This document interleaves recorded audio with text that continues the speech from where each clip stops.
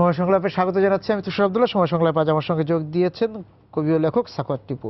আপনাকে স্বাগত সময় সংলাপে।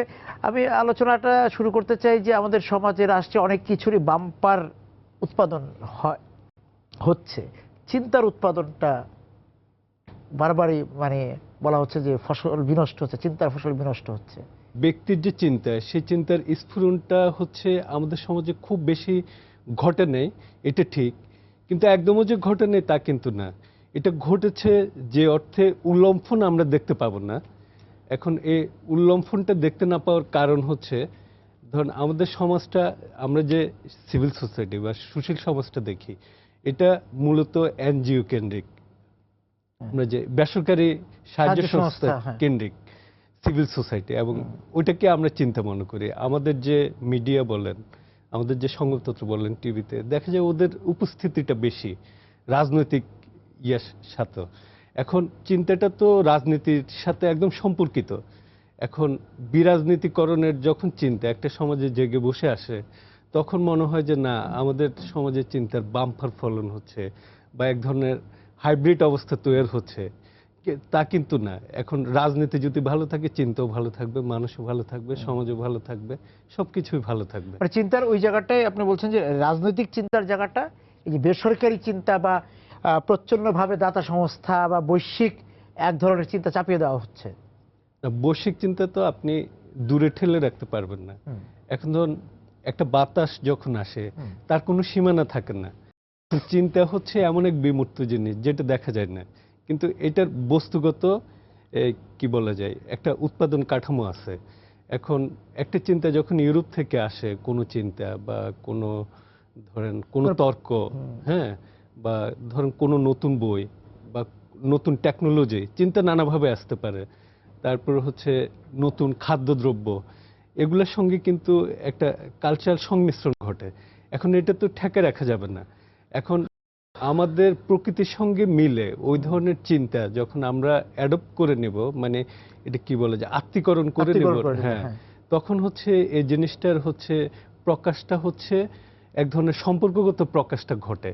কিন্তু আবার ধরেন এটা যখন এক ধরনের বিচ্ছিন্নতা ঘটায়, অর্থাৎ বিচ্ছিন্নতা কিভাবে, যেটা হচ্ছে সমাজের যে প্রচলিত চিন্তা আছে, যে আমাদের যে সাংস্কৃতিক গুণগত মান এবং পরিমাণগত মান, যেটার সঙ্গে বিদেশি যে চিন্তার সঙ্গে সম্পর্ক যখন ঘটে না, তখন হচ্ছে মানুষ বিচ্ছিন্ন হয়ে যায় চিন্তাগতভাবে, রাজনৈতিকগতভাবে।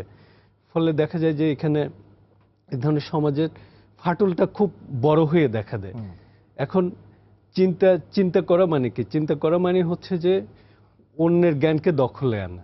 আপনি যখন চিন্তা করেন, প্রকৃতির জ্ঞানটাকে আপনি দখলে আনছেন, আপনি হচ্ছে সমাজের জ্ঞানটাকে দখলে আনছেন, আপনি রাষ্ট্রের জ্ঞানটাকে দখলে আনছেন, পুঁথিগত জ্ঞানটাকে দখলে আনছেন, নিজের করে নেওয়ার একটা চেষ্টা। নিজের করে নেওয়ার একটা চেষ্টা। ওই চেষ্টাটা যখনই ঘটে, একটা সমাজ তখনই বিকশমান হয়। এখন এই সম্পর্কগুলো অনেক ক্ষেত্রে দেখা হয় যে চাপিয়ে দেওয়া সম্পর্ক। এখন ধরুন পশ্চিমা জগৎ যদি আমাদের জ্ঞানগতভাবে আমাদের জ্ঞানের উপর চাপিয়ে দেয়, সেই জ্ঞানটা আর আমাদের জ্ঞান হবে না। তার মানে হচ্ছে আমাদের যে ঐতিহ্য, আমাদের যে সংস্কৃতি, আমাদের যে ভাষা, আমাদের যে সাহিত্য, এই সাহিত্যটা খানিকটা খর্বাকৃত হবে।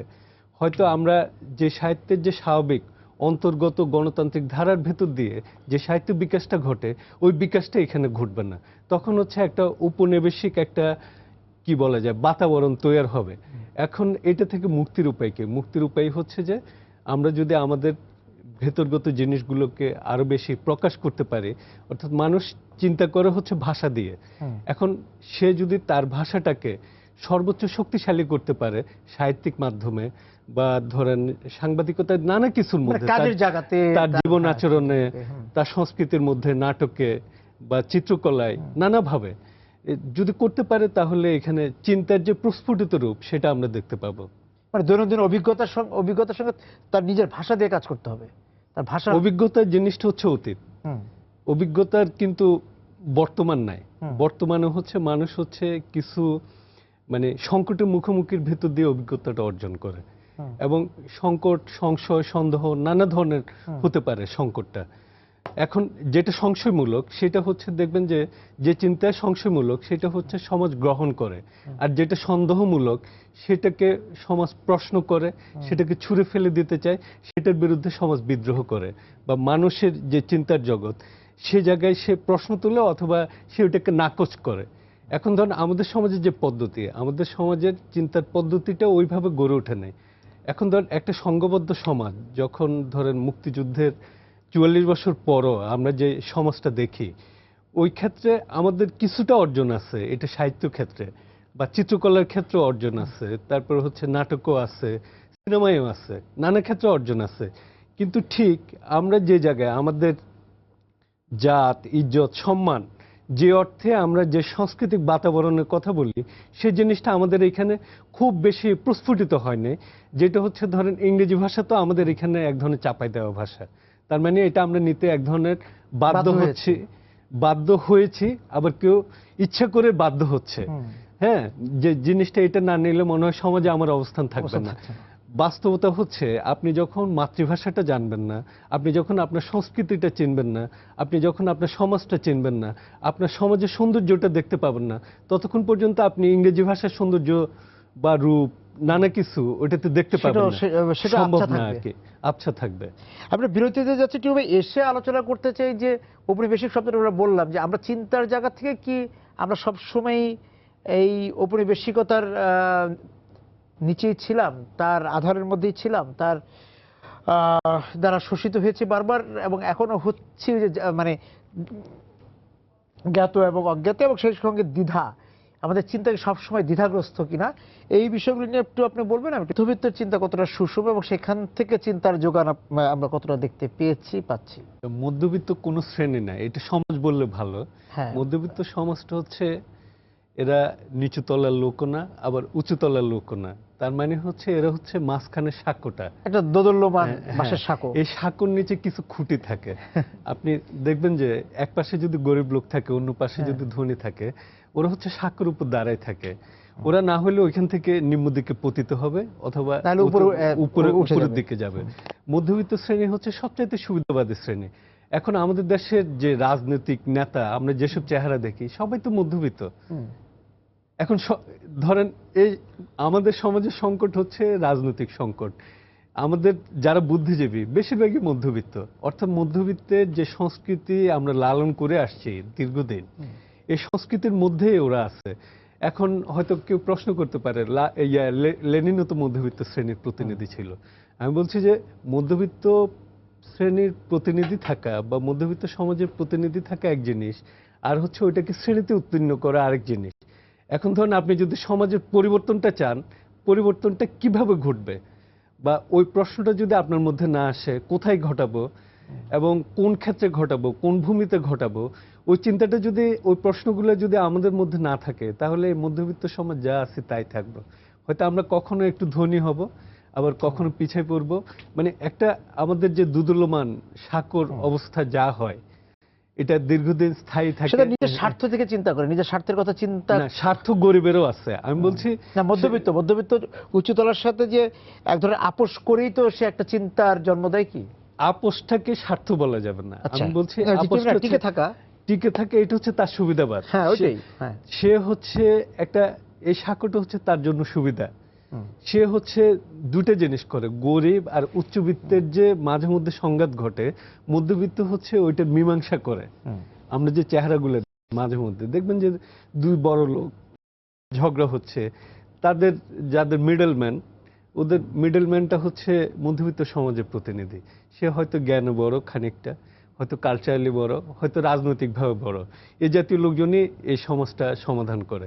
এখন যেটা সংকট আমাদের, কিন্তু মধ্যবিত্ত শ্রেণী যদি নিম্নবিত্তের সংকটটা যদি অ্যাড্রেস করত বা উচ্চবিত্তের সংকটটা যদি অ্যাড্রেস করত, কোথায় সংকটের জায়গা, কোথায় তার প্রশ্নটা উত্থাপিত হওয়া প্রয়োজন, কিভাবে এই সংকটের সমাধানটা করা দরকার, তাহলে হয়তো মধ্যবিত্ত সমাজের যে দায়িত্ব সেটা হয়তো খানিকটা পূর্ণ হতো।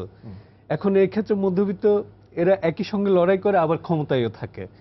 হ্যাঁ, এই চেহারা তো সমাজের বদল করবেন না। আমাদের যে মধ্যবিত্ত সমাজ, মানে তাদের আমরা- এক ধরনের দ্বৈত হ্যাঁ, দ্বৈত ভূমিকা, চরিত্রটা চরিত্র আছে, দেখা যায়, এই হ্যাঁ। ডুয়ালিটিটা আছে। এই ডুয়ালিটি যখন অতিক্রম করতে পারবে, হয়তো মধ্যবিত্ত সমাজের চেহারাটার পরিবর্তন হবে, সাংস্কৃতিক মানটা বাড়বে, রাজনৈতিক মানটা কিন্তু এই যে বাড়বে। মধ্যবিত্ত যে আপনি 45 বছর 44 বছর বলছেন, বা আমরা যদি আরো আগে থেকেও দেখি, সেই মধ্যবিত্ত এবং এখনকার মধ্যবিত্ত, সেই মধ্যবিত্ত থেকে তো আমরা কিছু চিন্তার উৎপাদন দেখেছি। না, ওইটা কারণ আছে। একটা ধরেন সমাজে একটা জাতীয় সংগ্রাম যখন হয় একটা দেশের, তার মধ্যে তার প্রভাবটা পড়ে সমাজের সর্বস্তরে। এটা শুধু মধ্যবিত্ত শ্রেণীর উপর পড়ে না, উচ্চবিত্তের উপরও পড়ে, নিম্নবিত্তের উপরও পড়ে। আপনি দেখবেন যে গ্রাসরুট লেভেল থেকে মৌলানা ভাসানীর মতো অর্গানিক নেতা উঠে আসছে। আমি বলছি যে ধর মধ্যবিত্ত, বঙ্গবন্ধু তো মধ্যবিত্ত শ্রেণীর এই সমাজের নেতা বস্তুত। এখন ধরেন ওনার যে চেহারা, উনি একটা সংকটটাকে চিহ্নিত করার ফলে উনি জাতীয় নেতায় উন্নীত হয়েছেন। হ্যাঁ, মৌলানা ভাসানীও তাই, একজন সাধারণ একজন জি, কৃষক পরিবারের সন্তান, সেখান থেকে উনি একজন জাতীয় নেতা হয়েছেন। আপনাকে সংকটটা চিহ্নিত করতে হবে। আপনি যতক্ষণ পর্যন্ত না একটা আমাদের যে জাতীয় সংকটগুলো আছে ওগুলো চিহ্নিত করতে না পারে, ততক্ষণ পর্যন্ত এই চিন্তার প্রসারও ঘটবে না। আমরা যে চিন্তার ফলে যে সমাজের যে পরিবর্তন, সে পরিবর্তনটা পরিবর্তনটাও ঘটবে না। কেন্দ্রতে জাতীয় বিষয়টা থাকতে হবে। না, ওইটা তো অবশ্যই। হ্যাঁ হ্যাঁ, গন্তব্যটা ওই জায়গায় থাকতে হবে। গন্তব্যটা মানুষ তো একা একা চিন্তা করে, সে চিন্তা যখন বলে তার ভুক্ত হয় সমাজের নানা শ্রেণীর মানুষ, উচ্চবিত্ত, মধ্যবিত্ত, হ্যাঁ, সবাই, হ্যাঁ। সবাই। এখন ধরেন এই চিন্তার ফলটা তখনই সাধারণ জনগণ লুফে নেয় যখন সে বুঝতে পারে তার সংকটটা আসলে ওইখানে আছে। যতক্ষণ পর্যন্ত সে ট্রাস্ট করবে না, অর্থাৎ যেটাকে আমরা আস্থায় নিবে না, বিশ্বাস আস্থায় করবে নেবে না। না, তার বিশ্বাসের মধ্যে নেবে না, ততক্ষণ পর্যন্ত সে এটা করবে না। এখন এই ক্ষেত্রে হচ্ছে যে আমরা যে একজন নেতা দেখতে চাই, জাতীয় নেতা, যে হচ্ছে আপামর মানুষের অধিকার নিয়ে কথা হ্যাঁ, বলবে, অধিকার নিয়ে কথা বলবে, তার সংস্কৃতি নিয়ে কথা বলবে, তার মুক্তি নিয়ে কথা বলবে, যেটা হচ্ছে একটা সমাজকে যে বৈষম্য কমানো, মানুষের দুর্ভোগ কমানো, মানুষের নিরাপত্তা বাড়ানো, যেটা হচ্ছে একজন নাগরিকের যে স্বাভাবিক জীবন, সেই জীবনটা যাতে সে স্বাভাবিকভাবে মৃত্যুবরণ করতে পারে, সেই চেহারাটা দেখতে চায় আর কি। এখন ওই ওই ক্ষুদ্র ক্ষুদ্র জিনিসগুলা হয়তো আমাদের এখান থেকে চোখে পড়ে না, কিন্তু জনগণের দিক থেকে অনেক সময় চোখে পড়ে, ফলে অনেক সময় জনগণের তরফ থেকে নানা ধরনের আন্দোলন আমরা দেখতে পাই। এখন ধরেন পুঁজিপতিরা তো সবসময় অধস্তন শ্রেণীকে শোষণ করবে, মানে সে শাসন করবে, কিন্তু এই শাসন শোষণের ফলে যে সংকট উদ্ভূত হবে, ওই জিনিসটা মধ্যবিত্ত শ্রেণী যতক্ষণ না, যে প্রতিনিধি আমরা দেখতে পাই সমাজে, বুদ্ধিজীবী সমাজ, শিক্ষক সমাজ, চিকিৎসক সমাজ, আইনজীবী সমাজ বা রাজনীতিবিদ, যে কোনো শ্রেণী, যেগুলো পেশাজীবী, এখন এই শ্রেণীটা যখন ওই সংকটগুলা যতক্ষণ পর্যন্ত দেখাবে না, ততক্ষণ পর্যন্ত এই দেশের উন্নতি নাই। অর্থাৎ আপনি চিন্তা করবেন, চিন্তাটা কখনো এক্সিকিউট হবে না। এবং এই যে পুঁজির বাজার, আমাদের কর্পোরেট বাজার, এই যে ভোগবাদ সমাজ, সেই জায়গা থেকে আপনার কাছে কি এই জায়গায় আমরা আসতে পারি যে ওই আলোচনা আমরা হয়তো করবো বিরতি থেকে এসে, ওই যে আলোচনা যেতে চাই যে এই চিন্তাটা কতটা, যে আপনার অর্গানিক শব্দের মানে কতটা প্রাকৃতিক আর কতটা কৃত্রিম, হ্যাঁ, সেই জায়গা থেকে বলা, বা এক ধরনের প্রযুক্তিগত চিন্তা, হ্যাঁ, বা এবং হাইব্রিড বা উচ্চ ফলনশীল চিন্তা, হ্যাঁ, কাছে আমাদের প্রাকৃতিক চিন্তাগুলো হারিয়ে যাচ্ছে কিনা, অন্যান্য ফসল, যে মানে প্রাকৃতিক ফসলের মতো সেটাও বিলুপ্তির পথে কিনা বা বিলুপ্ত হয়ে যাচ্ছে কিনা, সেটা নিয়ে কথা বলবো, বা পেরেছে কিনা সেটা নিয়ে তো একটা দ্বিধা। না, ওইটা আছে। চিন্তার উপনিবেশিকতা একদিনের না, এটা দীর্ঘদিনের। এখন ধরেন এই দীর্ঘদিনে ইংরেজ শাসন, তারপর হচ্ছে পাকিস্তান শাসন, এটা তো এক ধরনের উপনিবেশ। এই উপনিবেশ থেকে আমরা যখন বের হওয়ার চেষ্টা করেছি, এখানে আমি তিনটা শব্দের কথা বলবো। একটা হচ্ছে স্বাধীনতা, একটা হচ্ছে মুক্তিযুদ্ধ, একটা হচ্ছে বিজয়। এখন ধরেন মুক্তিযুদ্ধের জন্য আমরা স্বাধীনতা সংগ্রামটা করেছি। এই সংগ্রামের অর্থ হচ্ছে, স্বাধীনতা মানে কি, মানে যেখানে আইন নেই সেখানে কিন্তু মানুষের স্বাধীনতাও নাই, তার মানে স্বাধীনতা সেখানে অবারিত। একটা আদিম সাম্যবাদী সমাজের কথা চিন্তা করতে পারি। এখন এই স্বাধীনতা কিভাবে থাকবে? স্বাধীনতা তখনই আসবে যখন মানুষের, আপামর মানুষের চিন্তার মুক্তি ঘটবে। তার মানে সে চিন্তা করার মতো গণতান্ত্রিক একটা পরিবেশ দরকার। অর্থাৎ তাকে প্রস্ফুটিত হওয়ার জন্য যে ধরনের প্ল্যাটফর্ম, বিভিন্ন ধরনের সমাজের যে পাটাতন, ওই জিনিসটা তৈরি করতে হবে। এ তৈরি করাটাই হচ্ছে একটা স্বাধীন দেশের কাজ। যে স্বাধীনতার কথা বলি আমরা, সেই স্বাধীনতাটা আমাদের সমাজে খুব বেশি আছে বলে মনে হয় না আর কি। মানে যে অর্থে ধরেন আমাদের যে লগ্নি পুঁজির যে চেহারা আমরা যেটা দেখি, ওই পুঁজি থেকেও তো এক ধরনের স্বাধীনতা বিকাশ ঘটতে পারে, যেটা হচ্ছে আমরা যেমন ক্লাসিক্যাল সঙ্গীতে দেখি। এটা তো দরবারি সঙ্গীত, বেসিক্যালি রাজাদের দরবারে গাইতো, সূক্ষ্ম থেকে সূক্ষ্মতর জিনিসের মধ্যে গেছে। তার মানে একটা সুর সে দীর্ঘক্ষণ ধরে গাওয়ার ফলে এমন এক সূক্ষ্ম সৌন্দর্যের মধ্যে নিয়ে যায়, অর্থাৎ চিন্তার জগতে সে সূক্ষ্মতম জায়গায় নিতে চায়। এখন ধরেন আমরা যে স্বাধীনতার কথা বলি বা চিন্তার কথা বলি, চিন্তার জিনিসটা তো মানুষের যুক্তির সূক্ষ্মতম পর্যায়ে নিয়ে যাবে। এখন আমাদের সমাজে ওই পরিবেশটা বিরাজ করে কিনা বা ওই গণতান্ত্রিক পরিবেশটা আছে কিনা, আমরা যে অসাম্প্রদায়িকতার কথা বলি, মানে ওই জিনিসটা আছে কিনা। চিন্তা তো শুধু বাঙালি মুসলমান বা বাংলা ভাষাভাষীরা করবে না, এখানে যে আরো 49টা জাতিগোষ্ঠী আছে, তাদের যে ভাষা, যে সংস্কৃতি, ওইটারও সমানতালে বিকাশটা ঘটতে হবে। যখন একটা সমাজে ঘটে না, তখন বুঝতে হবে যে আসলে বাংলা ভাষার বিকাশটা হচ্ছে না। মানে আমি বলতেছি যে যদি চাকমা ভাষার বিকাশ না ঘটে, মুন্ডা ভাষার বিকাশটা না ঘটে, সাঁওতালি ভাষার, তাহলে আপনি বাংলা ভাষারও বিকাশ সম্ভব না। কেন এটা সম্ভব না? তার মানে হচ্ছে গণতান্ত্রিক পরিবেশটা যখন না থাকে, তখন সবার ভাষা সংস্কৃতির যে গণতান্ত্রিক একটা আবহাওয়া দরকার, যে গণতান্ত্রিক একটা পথ দরকার, পাথেয় দরকার, সেই জিনিসটা যখন না থাকে, তখন বাংলা ভাষাটাও মনে হয় খানিকটা হোঁচট খায়। এই হোঁচট খাওয়ার চেহারাটা আমরা মাঝে মধ্যে দেখি। ফলে আমরা যে চিন্তার চেহারাটা দেখি, এটা হচ্ছে ঠিক চিন্তা বলা যাবে না, অর্থাৎ আমরা কিছু ঘটনার রিফ্লেকশন করি, যেটা হচ্ছে কি বলা যায়, একটা ঘটনা ঘটলে তাৎক্ষণিক যে প্রতিক্রিয়া, আমি বলবো আমরা ক্রিয়াটা করি না, আমরা প্রতিক্রিয়াটা করি। ক্রিয়া করলে যে জিনিসটা ঘটতো, যেটা আমি বলতেছি যে স্বাধীনতার মানে কি, আপনি একটা সমাজে ক্রিয়া করবেন।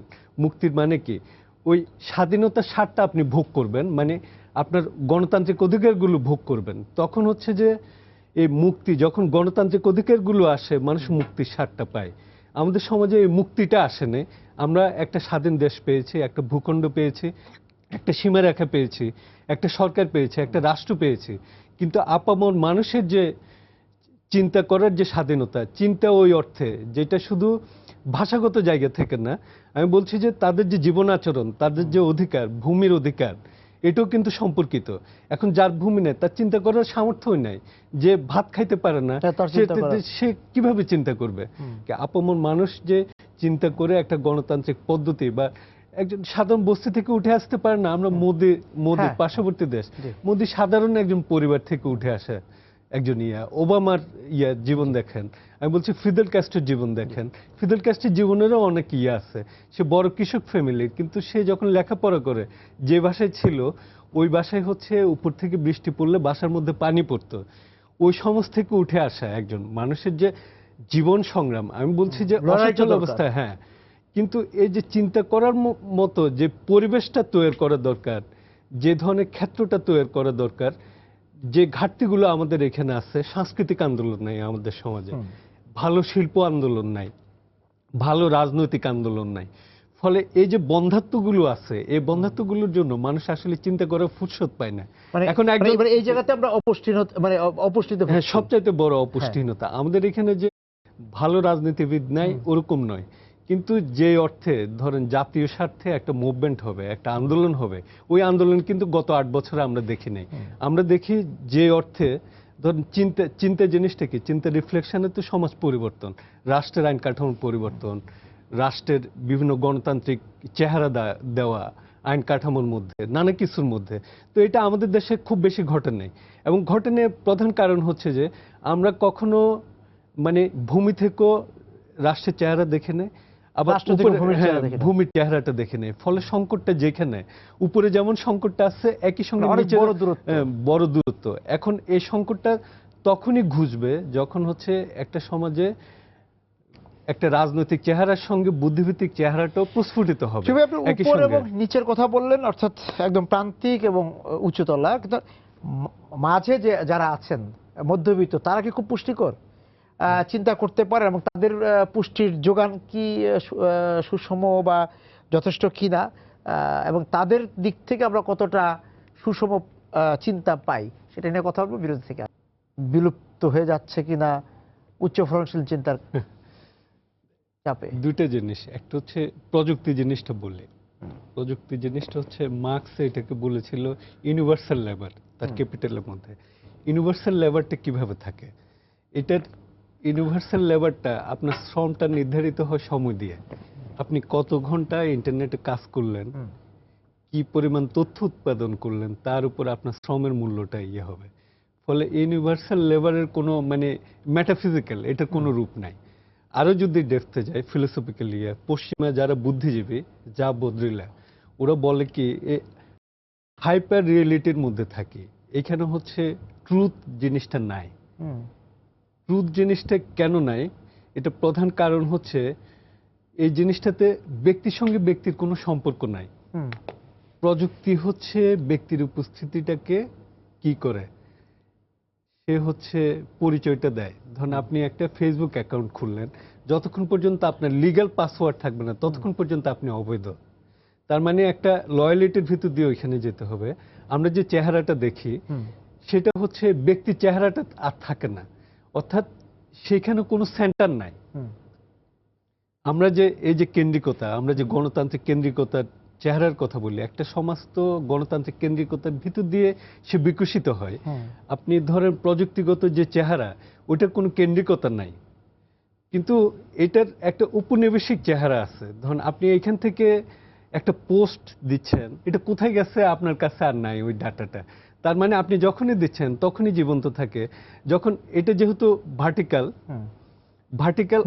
হ্যাঁ নিম্নগামী, একটা পোস্ট যখন উপরে দেন ফলে এটা নিচের দিকে নামতে থাকে, ফলে মনে হয় যে এটা অনেক বেশি ডেমোক্রেটিক। বেসিক্যালি ডেমোক্রেটিক না, এটা হচ্ছে আনরিয়েল কন্ডিশনের মধ্যে, অর্থাৎ একটা অবাস্তব অপবাস্তব শর্তের ভিতর দিয়ে এটা ওই জায়গায় হারায় যায়। কিন্তু ব্যক্তির যে চিন্তা, আমি বলছি যে ন্যাচারাল যে কন্ডিশন, মানুষের যে প্রাকৃতিক যে শর্তগুলো থাকে একটা সমাজের, যে বৈশিষ্ট্যগুলো থাকে, ওই বৈশিষ্ট্যগুলো কিন্তু ওইখানে নাই। এটা অন্য ধরনের কন্ডিশন তৈরি করে। এখন হয়তো প্রযুক্তি কি সুবিধা দিতে পারে, আপনি হয়তো একটা ব্যাংকিং সেক্টরের সুবিধা নিতে পারেন, ই গভর্নেন্সের সুবিধা নিতে পারেন, প্রযুক্তি এই সুবিধাটা দিচ্ছে। অর্থাৎ আপনি যে প্রযুক্তিগুলো, একটা গাড়ি দিয়ে আপনি মতিঝিল যেতে হয়তো এইখান থেকে বাংলা মোটর থেকে 2 ঘন্টা লাগলো, কিন্তু এটা আপনি ইন্টারনেটে 1 সেকেন্ডে করলেন। আমি বলছি প্রযুক্তির এই সুবিধাটা আছে, কিন্তু আপনি যখন একটা সত্যের পথে যাবেন বা রিয়েল কন্ডিশনের মধ্যে যাবেন, রিয়েল শর্তের মধ্যে যাবেন, তখন হচ্ছে আর প্রযুক্তি জিনিসটা তখন আনরিয়েল কন্ডিশনের মধ্যে দিয়ে যেতে হয়। যেমন ধরুন এখানে আরেকটা আছে, অগণতান্ত্রিক চেহারাটা কি, মানে ইনবক্স হচ্ছে সবচেয়ে ফ্যাসিজমের চর্চাটা হয় বেশি। হ্যাঁ না, এটা সত্য। এটা পশ্চিমা জগৎ, ওরা হচ্ছে শুধু গবেষক না, যারা পশ্চিমা দর্শনের জগতে, হ্যাঁ, যারা এসব জিনিস আলোচনা করেছেন।